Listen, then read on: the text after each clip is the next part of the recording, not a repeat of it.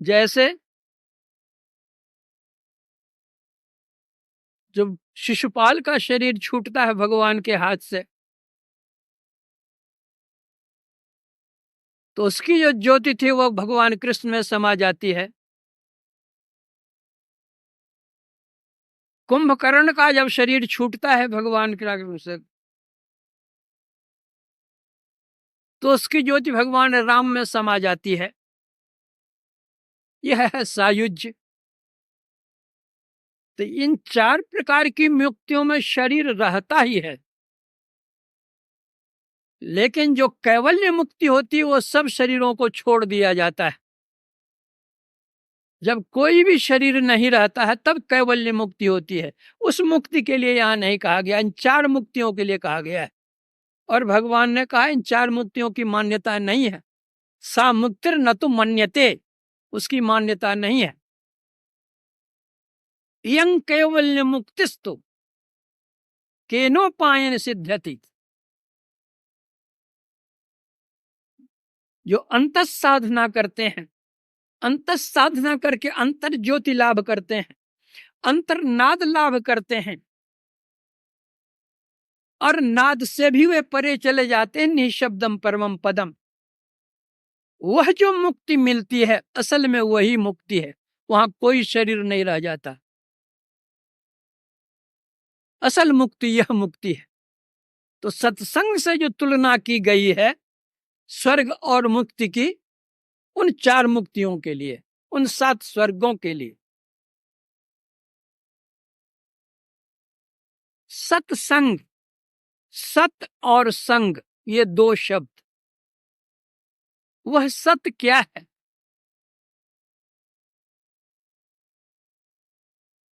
सत स्वरूप सर्वेश्वर परमात्मा है, उसी का अभिन्न अंश जीवात्मा है। यह सत है। इस अंश को उस अंशी में मिला देना, इस सत को उस सत में मिला देना, यह सर्वोत्कृष्ट सत्संग है, प्रथम श्रेणी का सत्संग है। लेकिन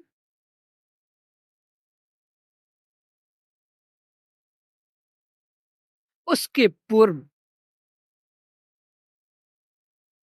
जिन्होंने सर्वेश्वर का साक्षात्कार कर लिया है, जो शांति स्वरूप संत हैं, उनके संग को भी सत्संग कहते हैं, और यह द्वितीय श्रेणी का है। संतों का संग भी महान फलप्रद होता है। बल्कि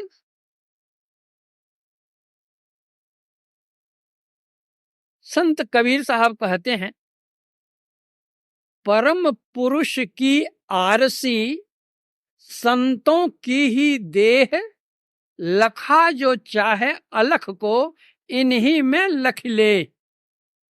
जिस तरह से आईने में हम लोग अपना चेहरा देखते हैं,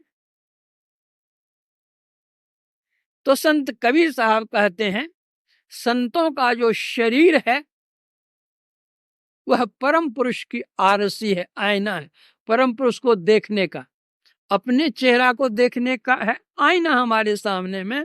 उसी तरह परम पुरुष परमात्मा को देखने का जो आईना है वह संतों का शरीर है।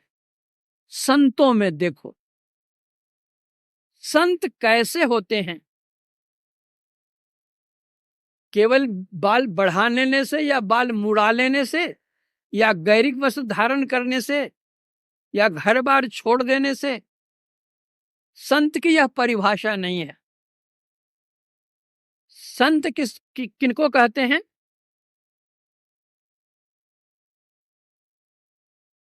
तुलसी संत सुअंबु तरु, फूले फले पर हेत, इतते ये पाहन हने, उतते हुए फल दे।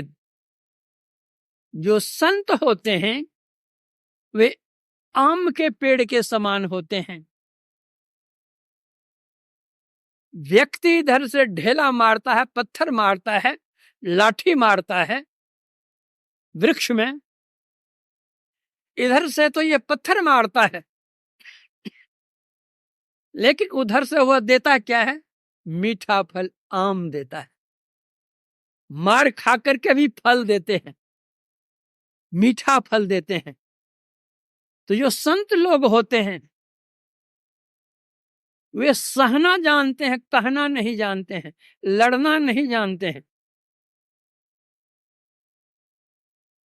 कहने वाले बड़े नहीं होते हैं, सहने वाले बड़े होते हैं। ईसा मसीह पर झूठा इल्जाम लगा उन लोग क्रास पर लटका दिया,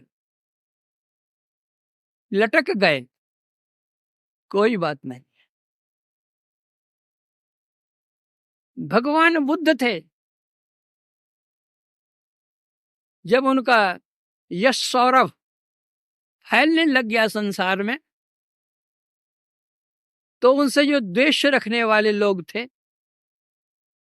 उनकी निंदा शुरू की।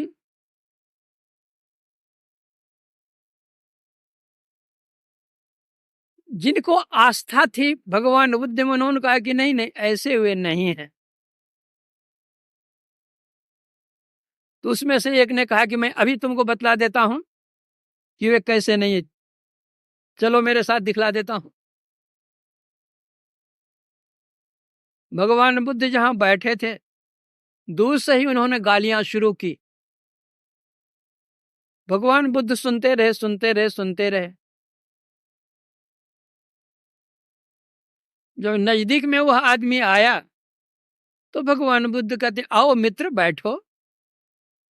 तो फिर भी गालियों को बौछार कि कौन तुम्हारा मित्र है, तुम ऐसा है वैसा, अमुक है टमुक है। बोलते बोलते फिर वह चुप हुआ। तो फिर बड़े आदर से भगवान बुद्ध कहते हैं कि मित्र आओ बैठो। फिर भी वही गालियों को बौछार। फिर चुप हुए तो भगवान बुद्ध ने बड़े आदर से अपने पास में बिठाया और कहा, मित्र एक बात बतलाओ, कोई व्यक्ति कुछ संदेश लेकर किसी गृहपति के यहां जाए और वह गृहपति यदि उस संदेश को स्वीकार नहीं करे तो अतिथि क्या करेगा? उस संदेश को क्या करेगा? अपना घर ले जाएगा और क्या करेगा?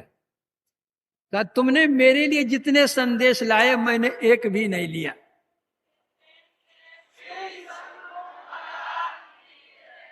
जो संत होते हैं वे सुनते हैं, सहते हैं। बुंद आघात सही गिर कैसे, खल के बचन संत सह जैसे।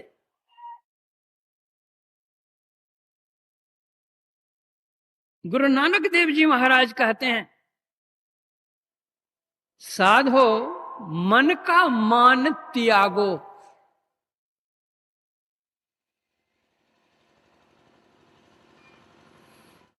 जो साधु हैं, संत हैं, उनके अंदर मान क्या अपमान क्या दोनों समान है। दुख सुख दोनों सम कर जाने, अवर मान अपमाना। हर्ष शोक ते रहे अतीता, तिन जग तत्व पिछाना। अस्तुत निंदा दो त्यागे, खोजे पद निर्वाणा। जन नानक यह खेल कठिन है, को एक गुरुमुख जाना।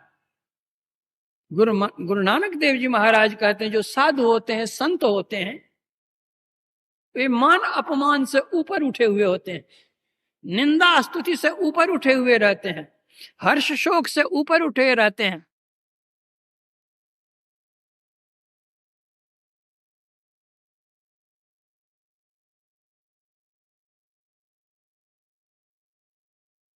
भगवान कहते हैं, सब ही मान प्रद आप अमानी। भरत प्राण सम सो मोहि प्राणी। कि भरत जो दूसरे को मान देता है, स्वयं अमानी होकर के रहता है, वह मेरे प्राण के प्रिय समान प्रिय है। मान खोजने पर मिलता नहीं है, मान तो स्वयं मिलता है। उस योग्य हम होंगे, पात्रता हम में होगी, मान तो स्वयं आएगा। मान क्या है? बल्कि मान के लिए तो संतों ने कहा है कि मान मणि को यूं तजस तेली पिनारे। आजकल तो खल्ली की भी कीमत हो गई है, लेकिन कबीर साहब उस जमाने में थे जब लोग तेल ले लेते थे खल्ली को फेंक देते थे। तो कबीर साहब कहते हैं मान मणि को यूं तजे जस तेली पिनारे। तो गुरु नानक देव जी कहते हैं मन का मान त्यागो।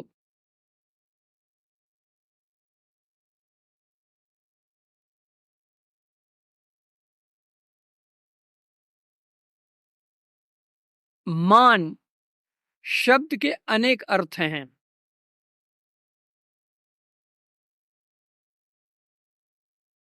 और जब हम देखते हैं कि जैसे हम हैं वैसे वो हैं, सम है दोनों, तो हम करने लग जाते हैं सम्मान। और जब हम देखते हैं कि हमसे ये बेसी हैं और हम इनसे कम हैं, तो उनके साथ तो हम पूज लगा देते हैं, अपने साथ यज लगा लेते हैं। अर्थात उनको हम पूजमान बना देते हैं और अपने को यजमान बन जाते हैं। यह है मान। तो गुरु नानक देव जी महाराज मन का मान त्यागो, छोड़ो। जो संत होते हैं मान करो तो ठीक है, अपमान करो तो ठीक, उनके लिए लाभ हानि कर। उनका कोई अपना एक परिवार छोटा सा नहीं होता है, संतों का परिवार विश्व होता है, वसुधैव कुटुंबकम होता है।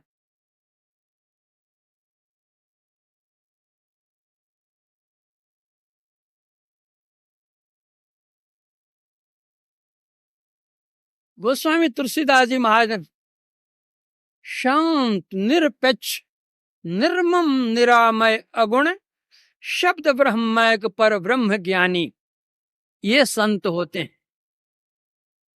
निर्मम, ममता नहीं। ममता किससे? तुलसी ममता राम सो। वे अपने परिवार की ममता में नहीं रहते।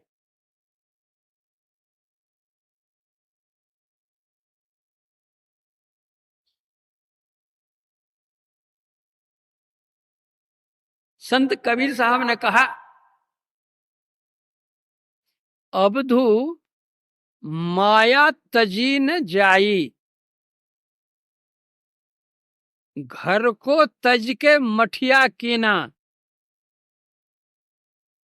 नारी तज के चेरी, आ बेटा तज के चेला कीना, तो मति माया घेरी। ये संत नहीं होते।